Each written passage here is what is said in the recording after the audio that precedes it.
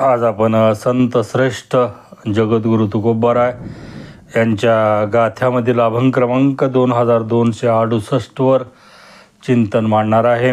हीच त्याची पंचभूते जीवन भाते प्रेमाचे, जीवन भाते प्रेमाचे, कळवळा धरिला संती, ते निगुती कैवाड, ते निगुती कैवाड. हाय काळ वर्तमान समाधान ही संपत्ती, समाधान ही संपत्ती. तुका म्हणे दिवस राती, हेची खाती अन्न ते, हेची खाती अन्न ते. कळवळा धरिला संती, ते निगुती कैवाड, ते निगुती कैवाड. प्रथम मी संत श्रेष्ठ जगद्गुरु तुकोबाराय यांच्या चरणी साष्टांग दंडवत घालतो. सर्व साधू संतांच्या चरणी साष्टांग दंडवत घालून पांडुरंग परमात्मा यांच्या चरणी साष्टांग दंडवत घालून माझ्या या चिंतनाला सुरुवात करतो. महाराज अभंगाच्या पहिल्या चरणामध्ये म्हणतात, हीच त्याची पंचभूते जीवन भाते प्रेमाचे. कारण हीच त्याची पंचभूते, कारण पंचभूतानं बनलेला हा मनुष्य देह आहे. प्रत्येकाचा आपला जो देह आहे तो पंचमहाभूतानंच बनलेला आहे. आणि हीच त्याची पंचभूते जीवन भाते प्रेमाचे. पंचमहाभूतानं देह बनलेला आहे, पण जीवनाचं ध्येय का आहे? प्रेम. जीवनामध्ये मिळवायचं का आहे? प्रेम. जीवनामध्ये प्रेम मिळाल्याशिवाय तुम्हाला सुखच मिळणार नाही. म्हणून आपल्या जीवनामध्ये हारीविषयी प्रेम असणं किंवा आपल्या मित्राविषयी प्रेम असणं, घरच्याविषयी प्रेम असणं ही अत्यंत महत्त्वाची गोष्ट आहे. हेच जीवन आहे. प्रेम हेच जीवन आहे आणि प्रेम हेच अन्न आहे आपल्या जीवनामध्ये. कारण देहाला अन्न लागतं. कारण हे पंचमहाभूताचा देह आहे, तो अन्नावरच जगत असतो. अन्नाशिवाय हा देह जगतच नाही. म्हणून या देहाला पोषण्यासाठी अन्नाची अत्यंत आवश्यकता आहे. मात्र देहाला पोषण्यासाठी अन्नाची आवश्यकता आहे. मात्र आपल्याला जो आनंद मिळावा, आपल्या आत्मारामाला आनंद मिळावा किंवा जीवनामध्ये सुख मिळावं, हे प्रत्येक मनुष्याचं भावना किंवा त्याची इच्छा त्याच्या जीवनामध्ये असते. पण सुख मिळण्यासाठी तो प्रेमच विसरलेला आहे. कारण प्रेम हे अत्यंत ईश्वरानं दिलेलं एक मोठं मूल्य रत्न आहे आपल्याला. आणि ते प्रेम आपल्या जीवनामध्ये जर कळालं तर त्या प्रेमानं मग त्या मनुष्याला जिंकता येतं, भगवंताला जिंकता येतं. तुम्हाला कुणाला, दुश्मनालाही तुमच्या जीवनामध्ये प्रेमानं तुम्ही जिंकू शकता. ही प्रेमाची ताकद आहे आणि हेच प्रेमाचं जीवन आपल्याला मिळालेलं आहे असं महाराज अभंगाच्या पहिल्या चरणामध्ये सांगतात. अभंगाच्या दुसऱ्या चरणामध्ये महाराज म्हणतात, कळवळा धरिला संती, ते निगुती कैवाड, ते निगुती कैवाड. आता आपल्या प्रेमासाठी कळवळा संताला आहे. कळवळा आपल्या जीवनामध्ये दोन प्रकारचा कळवळा आहे. आपण कळवळा दाखवितो पण प्रत्यक्ष तो कळवळा नसतो. आता उदाहरणार्थ मी 58 वर्ष नोकरी केली. येईल त्या अधिकाऱ्याला आमच्या जीवनामध्ये लगेच असा हात जोडून काय नमस्कार करणं, पुढे पडू काय करणं, हे कळवळा दाखवतो आमच्या जीवनामध्ये. बोलताना जेवण चला साहेब जीव घालतो, हे कळवळा कसा आहे? वरचा कळवळा, आतून कळवळा नाही. आतला कळवळा हा फार वेगळा आहे, तो संताकडेच आहे. म्हणून महाराजांनी दोन शब्द वापरले, कळवळा धरिला संती, ते निगुती जीवन. निगुती आणि कैवाड हा जो दोन शब्द आहेत. कारण निगुती म्हटलं की तिथं काळजीने कळवळा येणे, त्या निगुतीचा अर्थ होतं सावधपणे संरक्षणाची जबाबदारी निभवणे, त्याला निगुती म्हणतात. ती निगुती फक्त संतापाशीच आहे. संताजवळच हरीविषयी कळवळा आहे, आपल्याविषयी कळवळा आहे. आपल्याविषयीची जबाबदारी ते कारण त्यांच्या जीवनामध्ये काळजीपूर्वक ते पार पाडित असतात. महाराज म्हणतात आता निगुती म्हणजे काय, त्या भगवंताची जी कारण जी प्राप्तीची जी निज गोष्ट आहे, गुह्य गोष्ट आहे, गुप्त गोष्ट आहे, कारण ती आपल्या जीवनामध्ये प्राप्त करून देत असतात. कैवाडे एकाच्या कैवाडे उगवले बहुतांचे कोडे, कारण ते उपदेश एकालाच करतात, पण त्याचं जे त्यांनी उपदेश केलेला सर्व जगासाठी तुमच्या जीवनामध्ये तो कारण मूल्यवान असतो. जर उदाहरणार्थ अर्जुनालाच भगवद्गीता भगवंतानं सांगितली, पण भगवद्गीता ही सगळ्यासाठी श्रेष्ठ आहे, आपल्यालाही ते ज्ञान श्रेष्ठ आहे.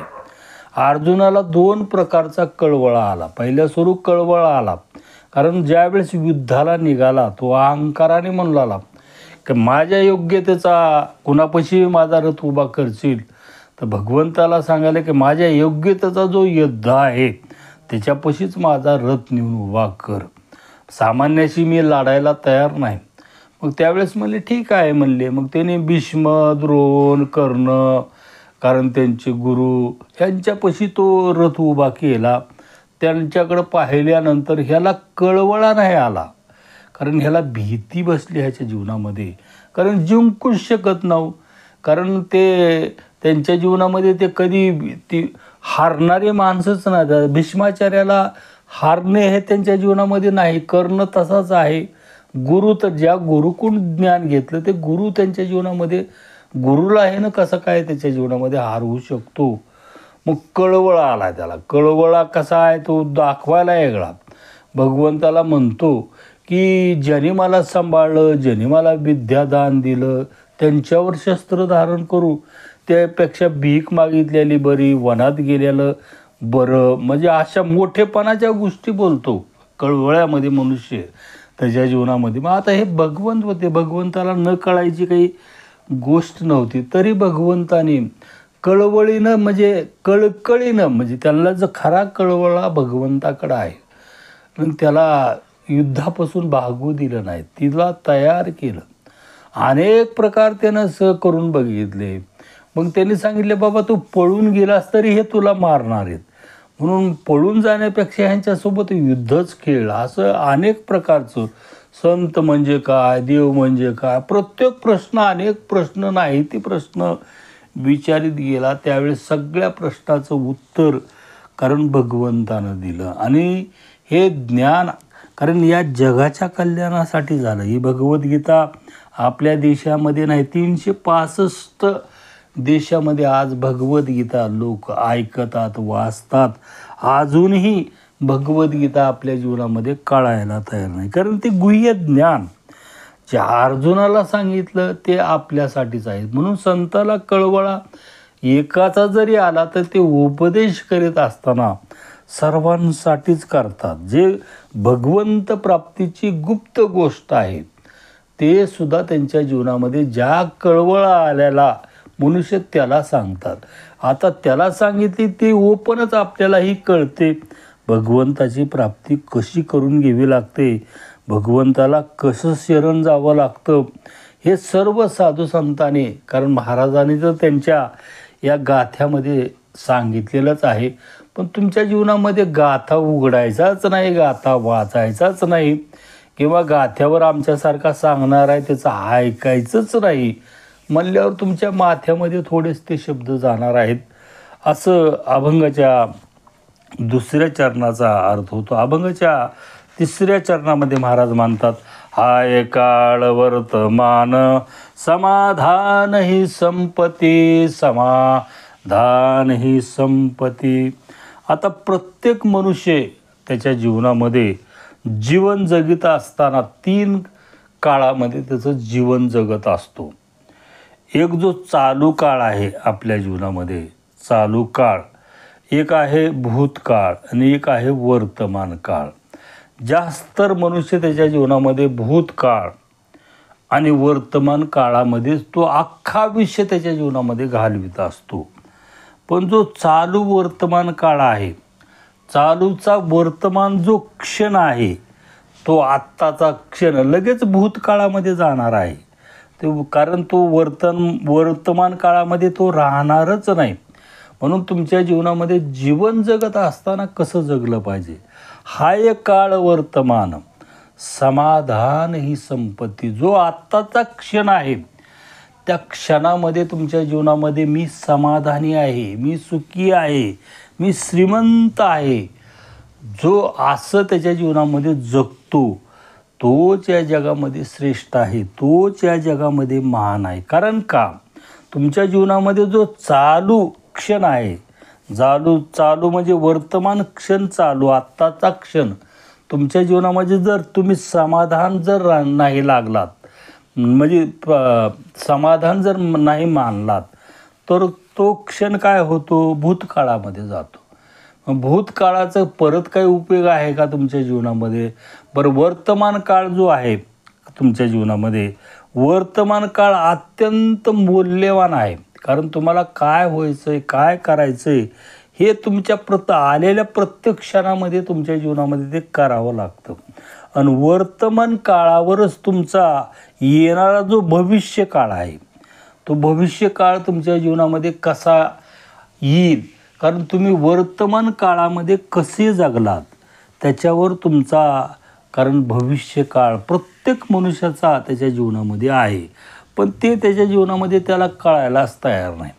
कारण वर्तमान काळामध्येच तो सावधपणे जगायला तयार नाही. एक तर भूतकाळामध्ये जगतो, नाही तर भविष्य काळामध्ये जगतो. पण वर्तमान काळाचा त्याच्या जीवनामध्ये एक एक क्षणाचा जो मनुष्य त्याच्या जीवनामध्ये समाधान, सुखी, शांत त्याच्या जीवनामध्ये तो उपभोग घेतो, तो मनुष्य या जगामध्ये खरा श्रेष्ठ आहे. आणि प्रत्येक मनुष्याला संपत्ती म्हणतो, हे धन तुमच्यासोबत येणार नाही. बरं, त्या धनानं तुमच्या जीवनामध्ये समाधान मिळणार नाही.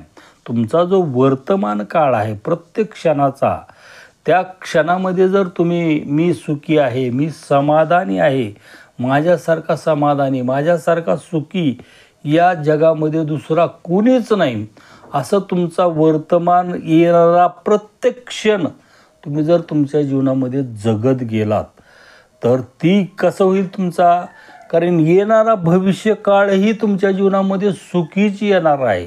त्याही भविष्य काळामध्ये तुम्ही सुखी, समाधानी, तुमच्यासारखा भाग्यवान या जगामध्ये दुसरा कोणी राहणारच नाही. आणि हीच खरी संपत्ती आहे तुमच्या जीवनाची. तुम्ही जी संपत्ती कमविला, धन, वैभव, मान, सन्मान, कोट्यावधी रुपये तुमच्या जीवनामध्ये तुम्ही कमविले असतील, तर तुम्ही समाधानी आहात का त्याच्यामध्ये? कोट्यावधी रुपयामध्ये तुम्ही समाधानी? तुमच्या जीवनामध्ये हे काही बाजारामध्ये मिळणारी चीज नाही. म्हणून समाधान हे तुमच्या जीवनामध्ये तुम्हाला प्राप्त करून घ्यायचं असेल तर मोलाचं महाराजांनी या अभंगामधून 3ऱ्या चरणामधून सांगितलेलं आहे. कारण वर्तमान क्षण जो आत्ताचा क्षण आहे, या क्षणामध्ये मी समाधानी आहे, मी सुखी आहे, माझ्यासारखा सुखी या जगामध्ये कोणी नाही. हे गुह्य गोष्टी, गुप्त गोष्टी संतांनी आपल्या जीवनामध्ये सांगितलेले आहे. ही संपत्ती आहे, कारण या धनापेक्षा सुद्धा ही श्रेष्ठ असणारी संपत्ती आहे. ज्या मनुष्याकडे ही संपत्ती असेल तो या जगातला खरा आणि सगळ्यात मोठा श्रीमंत मनुष्य तो समजावा, असं महाराज अभंगाच्या 3ऱ्या चरणामध्ये सांगतात. अभंगाच्या शेवटच्या चरणामध्ये महाराज म्हणतात, तुका म्हणे दिवस रात्री हेची खाती अन्न ते, हेची खाती अन्न ते. आता एक आपल्या जीवनामध्ये प्रेम हे अत्यंत मौल्यवान आहे. प्रेमानं तुमच्या जीवनामध्ये जीवन जगावं. आणि प्रेमानं जीवन जगत असताना, कारण आपल्याला हा जो देह मिळालेला आहे, हा देह पंचमहाभूतानं बनलेला आहे. तो पंचमहाभूतामध्ये एक दिवस विलिनीकरण किंवा तो त्याच्यामध्ये मिसळला जाणार आहे. म्हणून आपल्या प्रेम तुमच्या जीवनामध्ये तुम्हाला कळालं, गुप्त गोष्ट जी आहे ना जीवनाची, आपल्या जीवन काय आहे, जीवन हे प्रेम आहे. त्या जीवनाचा आनंद घेणे, प्रत्येक क्षणामध्ये तुमच्या जीवनामध्ये समाधानी राहणे. आणि असं समाधानी तुमच्या जीवनामध्ये राहिलात की तुम्ही तुमच्या जीवनामध्ये त्या आत्मस्वरूपाला, भगवंत स्वरूपाला तुम्ही, कारण शरण जाताल. शरण कसं जाताल? संतानं सांगितलेल्या मार्गाप्रमाणे आपल्या जीवनामध्ये त्यांना शरण जावं. कारण मग तुमच्या जीवनामध्ये दिवस, तुमच्या रात्र हे काहीच राहत नाही. हे दिवस रात्र, कारण हे देहाचं आहे आपल्या जीवनामध्ये. कारण देह मिळाल्यानंतर तुम्हाला 100 वर्षाचं आयुष्य जे भोगण्यासाठी दिलेलं आहे, त्याच्यासाठी दिवस रात्र आहे. जर तुम्ही आत्मबोधावर आरूढ झाला, तुमच्या आत्मस्वरूपाची तुमच्या जीवनामध्ये प्राप्ती झाली, तिथं रात्रही नाही, दिवसही नाही, समयही नाही. कारण तो निरंतर नित्य आहे त्याच्या जीवनामध्ये. तिथं कधीच तो बदलत नाही. त्याच्यामुळं त्याच्यापाशी वेळ नाही, वार नाही, काहीच नाही त्याच्यापाशी. मग त्या अवस्थेला तुमच्या जीवनामध्ये प्राप्त होतात. मग प्राप्त होण्यासाठी प्रत्येक मनुष्याला हा पंचमहाभूताचाच देह त्याच्या जीवनामध्ये अत्यंत मौल्यवान आहे. या पंचमहाभूताच्याच देहाने आपल्या जीवनामध्ये, कारण प्रेम कमवावं लागतं. याच देहाने आपण प्रत्येक वर्तमान क्षण आपल्या जीवनामध्ये समाधानी, सुखी, शांती ही संपत्ती आपल्या जीवनामध्ये गोळा करावी लागते.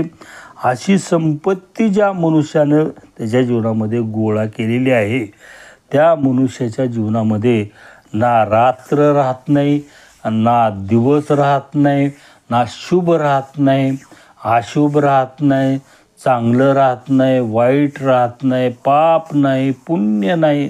तो सर्व कर्म बंधन या शब्दाच्या सुद्धा तो त्याच्या जीवनामध्ये तो पलीकडे गेलेला असतो.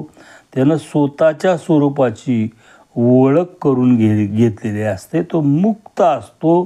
त्याच्या जीवनामध्ये त्या मुक्तीच्या अनुभवामध्ये, किंवा मी देह नाही, कारण देहाचं त्याच्या जीवनामध्ये भान राहिलेलं नसतं, ममत्व त्याच्या जीवनामध्ये राहिलेलं नसतं.